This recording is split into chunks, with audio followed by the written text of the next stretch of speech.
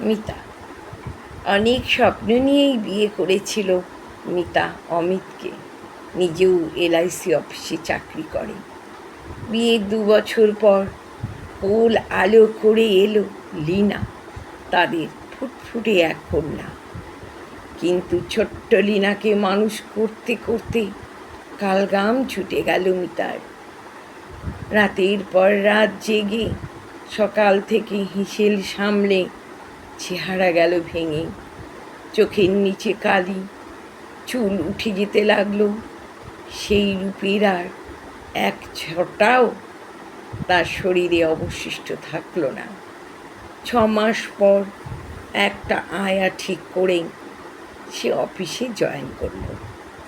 কিন্তু অফিসে যেতে না যেতেই তার বান্ধবীরা তাকে দেখে নানা বিদ্রূপ মনোভাব পোষণ করতে লাগলো।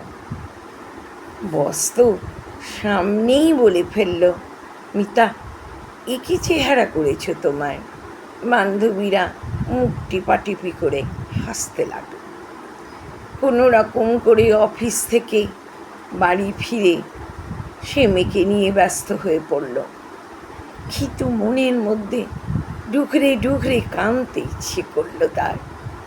অমিত বাড়ি ফিরলে মিতা তাকে অফিসের সব কথা বলল। কিন্তু অমিত চুপ করে মিতার কথাগুলো শুনল। মিতা তো কেঁদেই অস্থির। এত কুৎসিত হয়ে গেছে আমি, সবাই আমায় নিয়ে ঠাট্টা তামাশায় রত হয়ে উঠেছিল। অমিত ব্যাপারটা বুঝে মিতাকে সান্ত্বনা দেয়।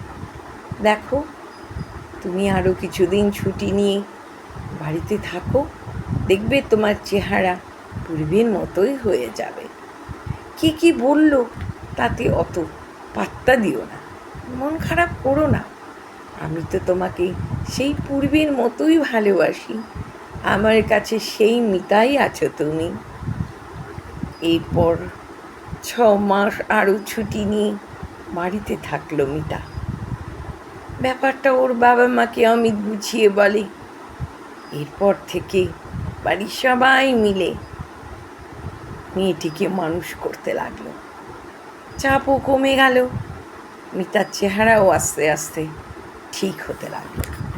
6 মাস বাদে মিতা আবার অফিসে জয়েন করল। সবাই তো মিতাকে দেখে অবাক, এ কি, পূর্বের থেকে যেন আরও বেশি সুন্দরী হয়ে গেছিস রে তুই। বান্ধবীরা বলা বলি করতে লাগলো। মিতা বলল, সেদিন তোরা আমার অনেক উপকার করেছিস জানিস। চোখে আঙুল দিয়ে অনেক কিছুই শিখিয়ে দিয়েছিলি। তাছাড়া আমি আর এই সিদ্ধান্ত নিতে পারতাম না।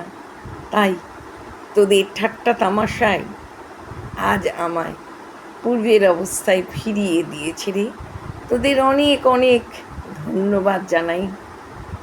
সবাই ভালো থাকিস, সুস্থ থাকিস। তবে আমার মতন ক্রিটিসাইজ অন্য কাউকে করতে একটু চিন্তা ভাবনা করেই করিস। কণ্ঠে সুচন্দ্রা বিশ্বাস, লিখনীতেও সুচন্দ্রা বিশ্বাস।